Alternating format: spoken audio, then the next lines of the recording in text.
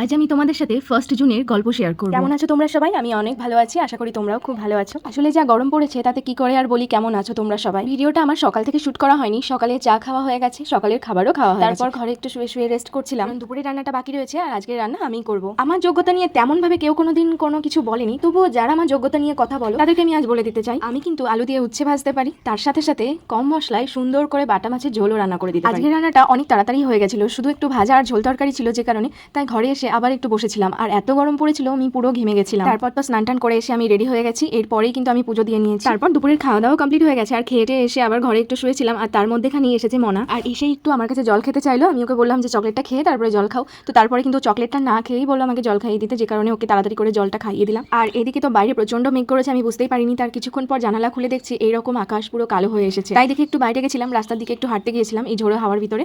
আর দেখতে দেখতেই পুরো বৃষ্টি নেমে পড়েছে। তারপর তো সন্ধে নেমে এলো, আর ঘরে এসে আমি ফ্রেশ হয়ে তারপর একটা সন্দেশ খেয়ে নিলাম। আর তার কিছুক্ষণ বাদেই চা খেয়েছিলাম। তারপরেই দেখো আমার ঘরের আজকে দুদিনই এলোমেলো হয়ে যায়, যে কারণে আজকে ভেবেছি সমস্ত আবর্জনা বার করে ঘরটা ভালো করে গুছিয়ে নেবো।